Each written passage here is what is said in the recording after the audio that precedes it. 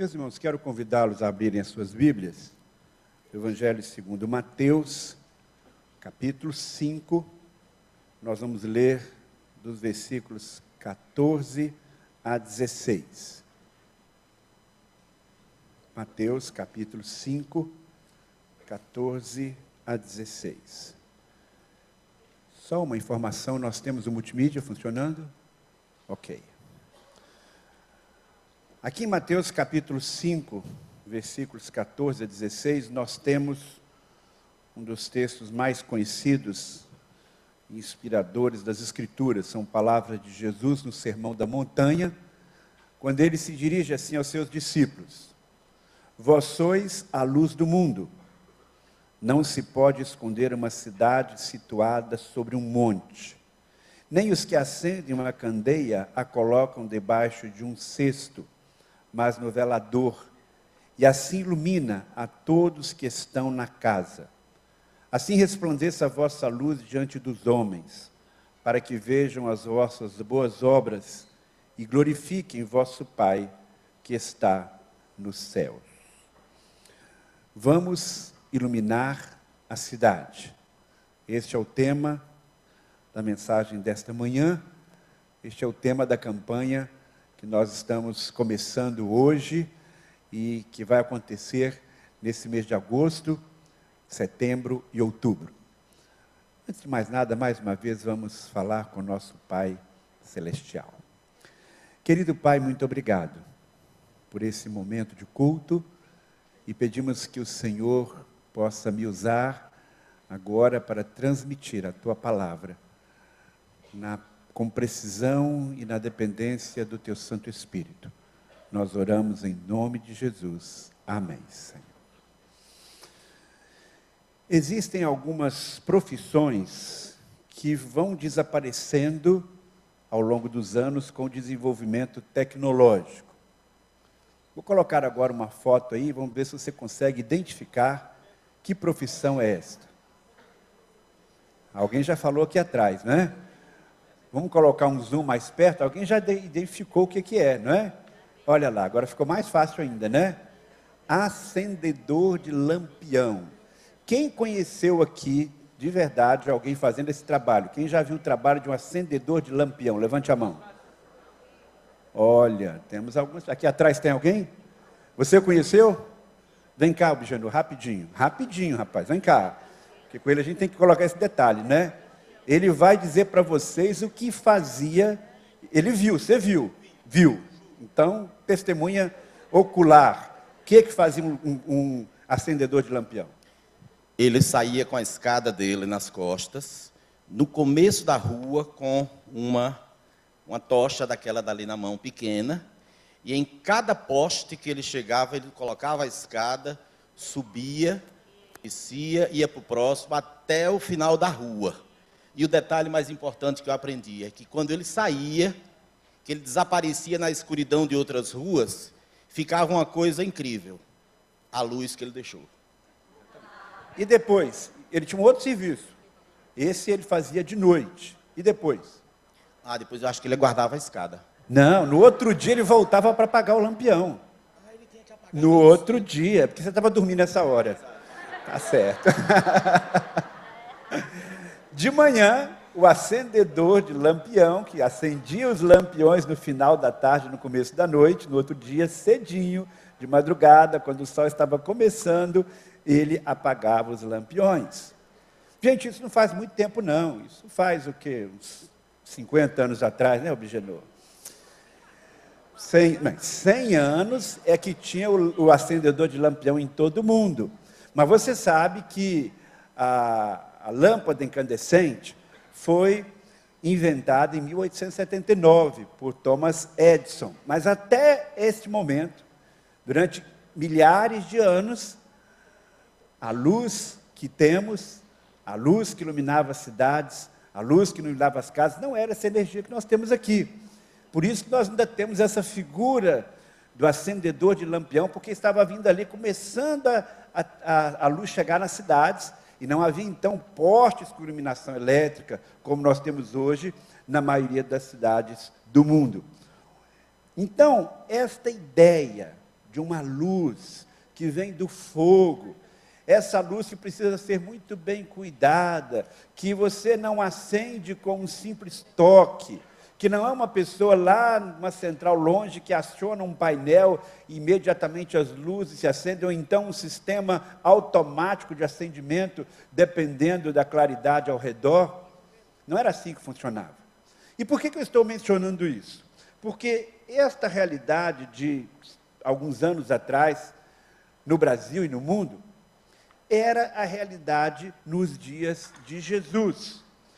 Na verdade, esta realidade do tempo dos nossos tataravós, ela era mais identificada, ela era mais próxima da realidade dos dias de Jesus do que a realidade que nós temos hoje. Nos dias de Jesus, celebrava-se lá em Jerusalém, eu creio que há ainda uma celebração, talvez não com tanta pompa quanto no passado, uma festa chamada Chanukah, é a festa das luzes. Estas festas celebravam uma grande vitória de um período que não está descrito na Bíblia, mas faz parte da história do povo de Deus, no tempo dos Macabeus. Então, eles tiveram uma grande vitória contra o exército inimigo, eles fizeram, na verdade, um levante, e eles acenderam novamente as luzes do candelabro do templo, e diz que tinha um pouquinho, muito pouco azeite, para poder alimentar essas lâmpadas. Mas, de uma forma miraculosa, essas lâmpadas ficaram acesas, ou essas luzes ficaram acesas, durante toda uma semana, até que se produzisse um novo óleo, para que elas pudessem, então, permanecer ali no templo, conforme a orientação do Senhor. Então, em Israel, nos dias de Jesus, havia essa festa das luzes, que muito provavelmente os discípulos participaram, e a Bíblia diz, lá em João capítulo 10, no versículo 22, que Jesus, inclusive, participou, estava em Jerusalém numa ocasião desta festa. Provavelmente esta era uma imagem que os discípulos de Jesus tinham quando Jesus falou sobre esta questão da luz. E ele apresenta, então, aí duas imagens para falar sobre a luz. Uma é de uma cidade que se torna visível bem distante, porque ela está num alto de um monte, e podemos imaginar, então, esta cidade à noite toda iluminada. Aquela cidade ali não é na Palestina, viu? Se você quiser fazer uma viagem, um lugar bem bonito, isso ali é no sul da Itália, mas foi a melhor imagem que eu consegui de uma cidade iluminada à noite. Mas o fato é que quando a gente tem essa oportunidade de estar num determinado lugar, e lá adiante, bem no alto, existe uma cidade, você vai perceber logo aquela luminosidade, porque é impossível você deixar de perceber, numa noite escura, a luz da cidade, as luzes da cidade, e especialmente se elas estão numa montanha. Os discípulos, então, sabiam muito bem o que era isso. Não apenas por causa das festas especiais, essa festa das luzes, mas também porque a cidade de Jerusalém, ela está no alto de uma cordilheira de montanhas, e qualquer que fosse a pessoa que se dirigisse a Jerusalém, chegando ali no final da tarde ou à noite, imediatamente veria aquele lindo espetáculo. Mas, além desta visão maravilhosa de uma cidade iluminada, Jesus usa uma outra imagem para ensinar uma verdade espiritual sobre a qual nós vamos refletir nesta manhã. Ele fala sobre uma candeia. O que é uma candeia? Uma candeia é exatamente aquele objeto que vocês estão vendo ali. Né? Ali nós temos uma candeia com a sua luz acesa, com a sua chama acesa, e nesta candeia nós temos então 3 partes. O que nós encontramos hoje aqui, mais próximo desta candeia, é o que aqui no Ceará, por ali você tem uma ideia do tamanho da candeia, não é um objeto grande, é o que aqui no Ceará se chama de fifó, não é isso? Alguém que já ouviram essa expressão? Não é daqui não? Ah, eu pensei que era daqui, então é de outro, deve ser de Minas então, né? E eu estou me confundindo depois de tantos anos aqui.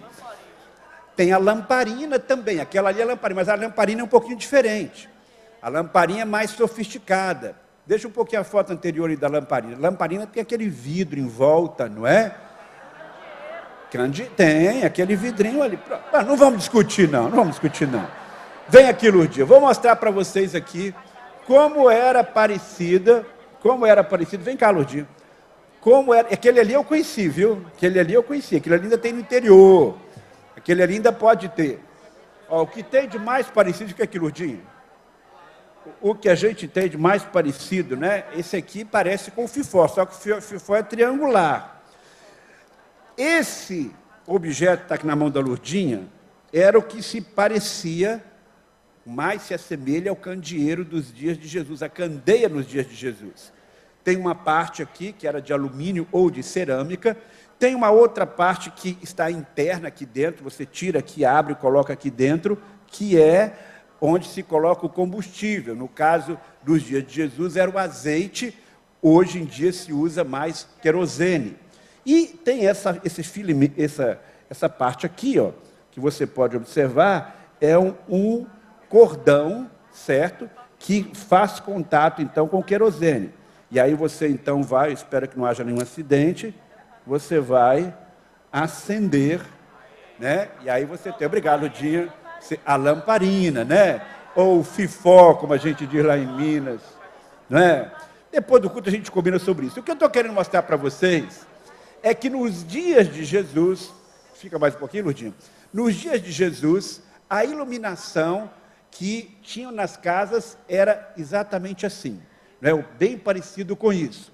Obviamente não era uma iluminação que desse para você perceber cada canto da casa. Tanto assim, quando aquela mulher perdeu uma moeda, a Bíblia diz que ela acendeu algo parecido com isso aqui, foi cada cantinho com todo cuidado procurando. E as casas naquele tempo, eram muito escuras, não havia grandes janelas de vidro ou algo semelhante. Então, quando Jesus fala sobre quem nós somos, ele usa esta imagem, a imagem de hoje, vamos dizer, uma lamparina, de algo semelhante a isso. Só para você gravar bem, aqui nós temos essa parte externa, por dentro nós vamos ter o combustível, que nos dias de Jesus era azeite, hoje se usa querosene, e nós temos então esse filamento, esse barbante, que vai então ficando aqui umedecido, e obviamente depois de muito tempo, ele se desgasta e precisa ser trocado. Essa é a ideia, essa é a imagem que eu quero que você tenha em mente, enquanto a gente vai explicando o que Jesus falou sobre a nossa responsabilidade para iluminarmos a cidade. Obrigado, Lourdinha. Muito bem, estas são algumas ideias que Jesus evocou na mente dos seus discípulos quando ele apresentou a grande responsabilidade que os seus discípulos têm, que cada um de nós tem, de iluminar aonde estamos. E aí, então, essa é a ideia. Vamos iluminar a cidade. E por que nós precisamos iluminar a cidade? Em primeiro lugar, nós vamos iluminar a cidade porque Fortaleza está em trevas. Quando nós estamos dizendo Fortaleza está em trevas, isso pode parecer algo assim muito chocante, algo muito duro. Mas, na verdade, nós estamos falando de Fortaleza em trevas numa perspectiva bíblica. Do ponto de vista bíblico, as trevas representam aquilo que é maligno, aquilo que é moralmente mal. E por que nós estamos dizendo isso? Será que Fortaleza é a pior cidade do mundo? E por isso estamos dizendo que Fortaleza está em trevas? Não exatamente assim. Na verdade, essa ideia de sofrimento e trevas, a ideia de carência e trevas, a ideia de cegueira e trevas é uma ideia que aparece muitas vezes na Bíblia. O profeta Isaías, por exemplo, lá no capítulo 8, versículo 21 e 22, ele diz: o povo andará de um lugar para o outro sem rumo, desanimado e com fome. Por causa da fome ficarão com raiva e amaldiçoarão o seu rei e o seu Deus. Olharão para o céu e depois para a terra e verão somente sofrimento e escuridão, trevas e angústia, porque não poderão escapar delas. Então você percebe que há um vínculo muito grande entre sofrimento e escuridão. Essa é a imagem no sentido espiritual. E nós sabemos que a nossa cidade é uma cidade de profundas desigualdades sociais. Nós sabemos que a infraestrutura que existe, por exemplo, na área de saúde, é extremamente precária. Nós sabemos que vivemos numa cidade em que há um clima de insegurança. todos vocês aqui, eu tenho certeza, conhecem pelo menos uma pessoa que já foi vítima de um assalto, ou de um sequestro, ou de uma ameaça, de alguma situação que colocou em risco a sua integridade física ou a sua vida. Mas a situação de trevas em uma cidade, ela não é demonstrada apenas por esses fatores.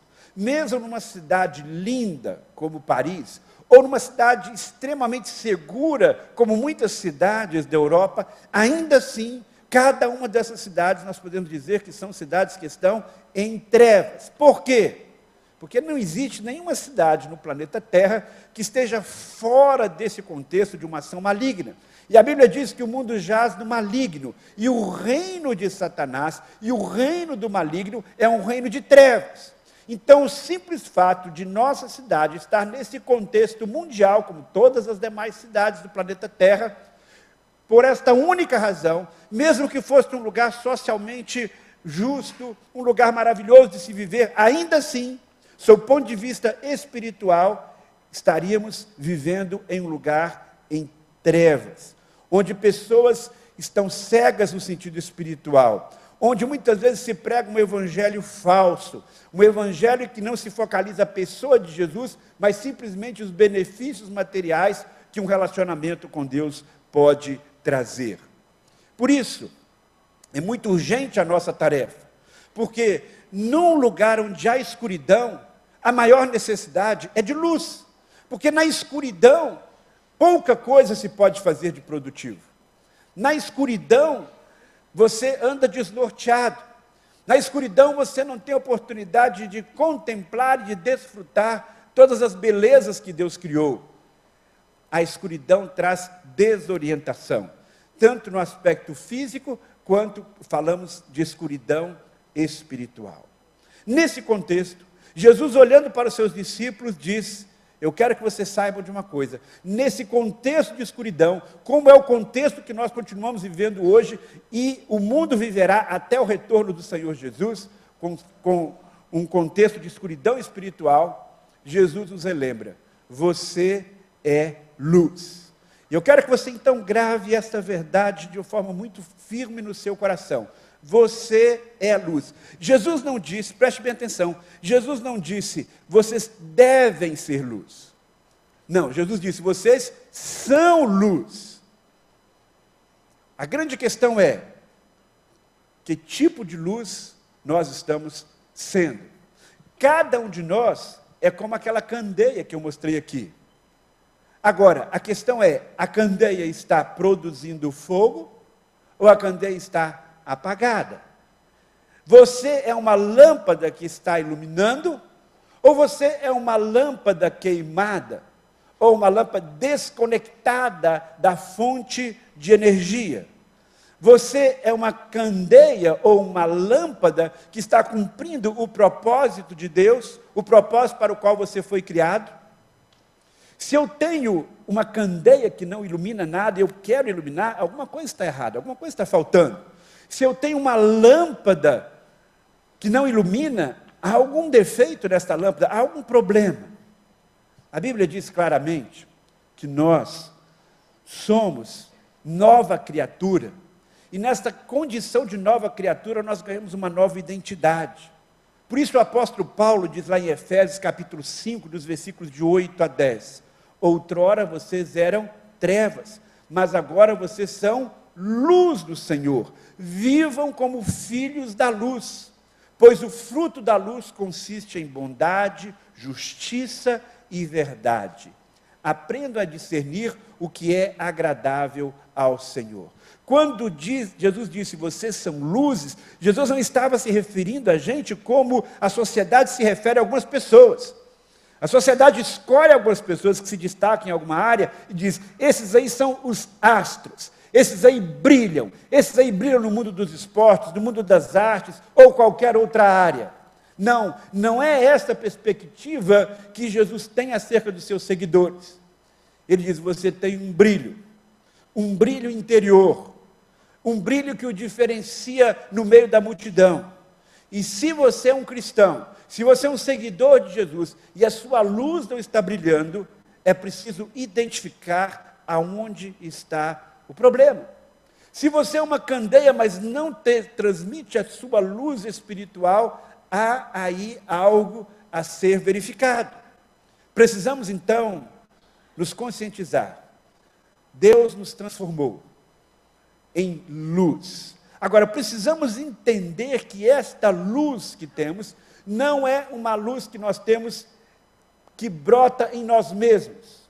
Não é fruto simplesmente da nossa inteligência e da nossa habilidade. Você precisa estar consciente, pode deixar mais um pouquinho, que Deus é a fonte da sua luz. Essa é uma verdade que aparece muitas e muitas vezes na Bíblia. Na verdade, a primeira criação de Deus foi a luz. Deus disse, haja luz, e houve luz. Esse termo luz é o termo usado para descrever o próprio Deus. Em 1 João capítulo 1, versículo 5, nós lemos, Deus é luz e nele não há treva nenhuma. Tiago lembra que Deus é o Pai das luzes. O salmista diz que Deus está coberto num manto de luz. Esses são apenas alguns textos, eu poderia citar muitos outros, que relacionam a pessoa de Deus à realidade da luz. Jesus, o Filho de Deus, veio ao mundo, e ele se apresenta como luz dos homens, a luz que resplandece no meio das trevas. João capítulo 1, versículos 4 e 5. Ele ainda diz, nesse mesmo capítulo, no versículo 9, aliás, ele não, quem diz acerca dele é João, que ele é a verdadeira luz que, vinda ao mundo, ilumina todo homem. E ele mesmo afirmou acerca de si, ainda segundo o registro de João, capítulo 8, versículos 12 e versículo de número 5, capítulo 9, versículo 5, o seguinte, eu sou a luz do mundo. Então esse conceito de Deus como luz, de Jesus como luz, ele é muito evidente, ele aparece muitas vezes na Bíblia. Quando Isaías vai descrever o ministério do Messias, ele diz lá no capítulo 9, no versículo 2, o povo andava em trevas, viu uma grande luz, e aos que viviam na região da sombra da morte, resplandeceu-lhes a luz. Assim como os israelitas lá no Antigo Testamento, seguiram à noite aquela coluna de fogo, que os levava em direção à terra prometida. Nós que somos seguidores de Jesus, também olhamos para Jesus, e vamos então seguindo no caminho que Ele tem proposto para nós. Portanto, cada cristão, você e eu, somos pessoas iluminadas, e temos dentro de nós, não a nossa própria luz, mas a luz do próprio Deus, a luz da presença de Deus, o brilho da presença de Deus. Agora, por que algumas vezes esse brilho não está tão evidente? Lembrando novamente da ideia aqui da candeia, lembrando da ideia desta lamparina. O que faz com que a luz possa tremular, a luz daquela lamparina possa ficar acesa? Precisamos manter a candeia com azeite. Se você retirar de dentro daquela candeia, se você tirar dela o azeite, ela deixará de iluminar. Quando acaba o azeite, acaba a luz. Nos dias de Jesus, e durante muitos anos, a grande preocupação era que não faltasse azeite nas candeias.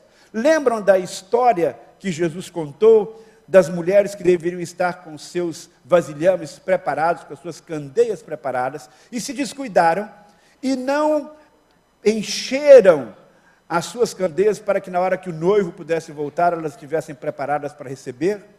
Então essa história ilustra exatamente essa verdade. Para que a noite inteira a casa pudesse ficar iluminada, precisaria-se ter o reservatório completamente cheio de azeite. Se numa casa faltasse azeite, aquela família estava em dificuldades. Não apenas porque o azeite tinha outras propriedades, além de alimentar a chama da candeia, mas porque era um óleo extremamente terapêutico. Mas não apenas nas casas se usava a candeia com o óleo, mas também nos candelabros no templo, lá onde Deus orientou na arca, no momento do tabernáculo, quando Deus orientou a Moisés, ele orientou que houvesse permanentemente uma lâmpada acesa, e obviamente essa lâmpada não era como a que nós temos hoje, era esta vela. E lá em Êxodo capítulo 27, no versículo 20, nós lemos: e ordenarás aos israelitas que tragam azeite puro de oliva, batido para iluminação, para manter uma lâmpada continuamente acesa. Então, lá no tabernáculo e posteriormente no templo, havia uma iluminação permanente, e esta iluminação era garantida pelo óleo que era colocado nesses candelabros que sustentavam e que proviam essa luz. Este óleo do candelabro no templo, esse óleo nas casas, ele simbolizava a presença do Espírito Santo de Deus. O óleo, ele era utilizado não apenas nessa função de manter a luz acesa, mas quando nós olhamos a utilização do óleo no Antigo Testamento, nós vamos ver que ele era usado para ungir os profetas. Esse óleo era usado para ungir os reis. Era um sinal da presença de Deus, de uma ação de Deus, de uma escolha divina. O que nós queremos então? Como é que nós podemos então compreender tudo isso? Para que nós possamos iluminar a cidade, para que nós possamos cumprir a função para a qual Deus nos designou, nós precisamos ter esse óleo do Espírito Santo, essa presença do Espírito Santo de uma forma muito real na nossa vida. Por isso a Bíblia nos desafia a nos enchermos do Espírito Santo, que esse óleo possa alimentar a nossa vida de tal maneira para que nós possamos produzir luz. Porque se este óleo ele se esgota, se esse óleo deixa de estar ali agindo, a nossa luz vai tremulando, a nossa luz vai diminuindo cada vez mais, e nós não cumprimos aquilo que Deus designou. Se nós pensarmos nessa questão da luz nos nossos dias, em que nós não temos mais esse óleo, em que nós não precisamos mais deste azeite para manter a iluminação ao nosso redor, ainda assim, nós precisamos compreender que a luz que nós somos, ela não tem essa energia em si mesma. Todas essas luzes que estão iluminando esse ambiente, elas estão conectadas a uma corrente. A fonte dessa luz não é a própria lâmpada.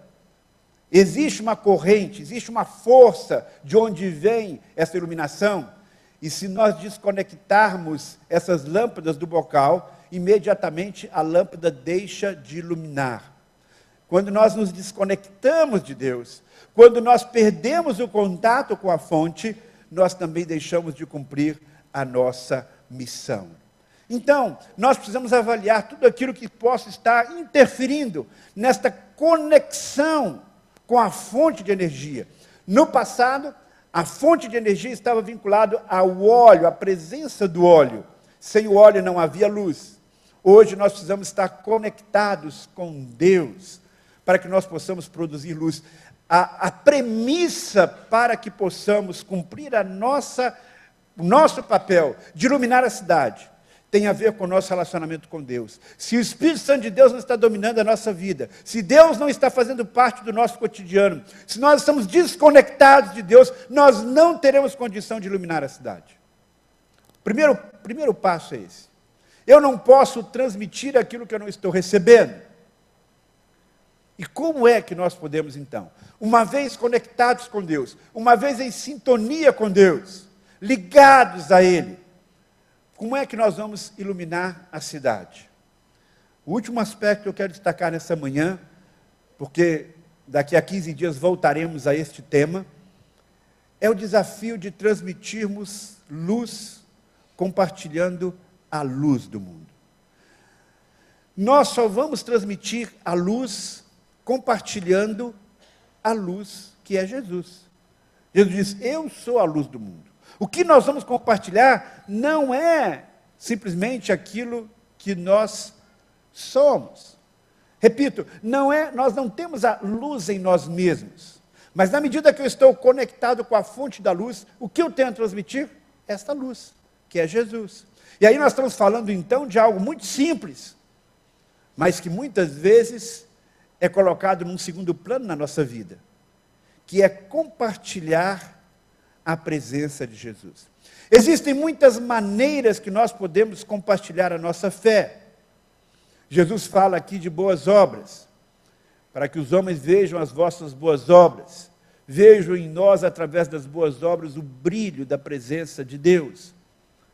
Mas também podemos e devemos compartilhar esta luz de Deus, apresentando às pessoas quem é Jesus, falando de nossa fé, para que as pessoas possam, vendo esse brilho na nossa vida, elas fiquem intrigadas e possam dizer: por que ele age assim? Por que ele faz assim? Por que a vida dele é diferente? Por que a vida dele brilha como uma cidade que está lá no alto de uma montanha? É impossível você fazer uma coisa boa, uma coisa realmente, ser uma pessoa diferente, uma pessoa acima da média, e as pessoas não perceberem isso. Mas a grande questão é, o que nos leva a ocupar esse espaço, a ser assim? Aí nós temos que espalhar para as pessoas e compartilhar com as pessoas. É Jesus na minha vida. É a presença de Jesus na minha vida. E o nosso grande desafio, então, nesse tempo que estamos celebrando 85 anos de existência, é apresentarmos esta nossa fonte de vida, de calor e de luz para as pessoas que estão na mesma cidade onde nós vivemos. São 2.500.000 habitantes em nossa cidade. Eu sei que nós não somos os únicos a levar essa luz. Graças a Deus nós temos muitos outros que têm essa luz na sua vida, no seu coração. Mas a nossa igreja, como uma das igrejas mais antigas nessa cidade, cada um de nós tem o desafio de revelar para as pessoas que estão no frio e na escuridão espiritual a fonte da verdadeira luz. Hoje à noite, nós vamos ter aqui um momento de testemunho, um momento de apresentação desta luz que é Jesus. Para esta apresentação desta luz que é Jesus, foram gastos muitas horas de ensaio, de preparação, de planejamento, de investimento. Mas não faz sentido mostrarmos essa luz para as pessoas que já têm a luz. É exatamente o coração que está em trevas que mais precisa da luz. Por isso o desafio prático que eu tenho para fazer para cada um de nós aqui nesta manhã é que você ajude a levar a luz do Evangelho ao coração das pessoas. E você pode fazer hoje, não apenas hoje, mas hoje você pode fazer isso de uma forma bem prática. Entre meio-dia e 5 da tarde, você tem 5 horas para fazer alguns contatos. Ore, pergunte para Deus, quem vai ser essa pessoa que você vai se empenhar de fato, em oração, em um convite, talvez até com uma certa insistência, sem ser chato demais, mas para que possa ter a oportunidade de conhecer a luz do Evangelho, a luz que é Jesus. Quero desafiá-lo então, a nessas 5 horas hoje à tarde, no período de meio-dia a 5 da tarde, você orar, contactar, e se for necessário, até mesmo ir lá na casa da pessoa e trazê-lo, para que hoje à tarde ou à noite, você possa estar aqui com alguém que vai conhecer a luz do Evangelho. Nós não estamos aqui apenas nesse mês para celebrarmos as vitórias do passado. Elas são importantes. Nós vamos celebrá-las, mas nós queremos que mais e mais pessoas possam conhecer a verdadeira luz. Nós queremos que mais pessoas possam ver em nós o brilho da presença de Deus. Porque foi para isso que nós somos criados. Nós estamos neste mundo para transmitir a luz do Senhor. Que Deus os abençoe. Amém. Vamos fechar os nossos olhos. E eu quero que você pense agora em algumas pessoas da sua convivência, do seu círculo de relacionamentos. Pode ser um parente ou não. A quem Deus, nesse momento, traz o nome no seu coração, na sua memória, para que você ore por ele agora. Para que hoje à tarde ou à noite, você possa trazê-lo, para que ele tenha a oportunidade de conhecer a luz que vai mudar a sua vida, que vai dar novas perspectivas, que vai fazer com que caminhe de uma forma diferente nesse mundo, com seus passos guiados pelo Espírito Santo de Deus.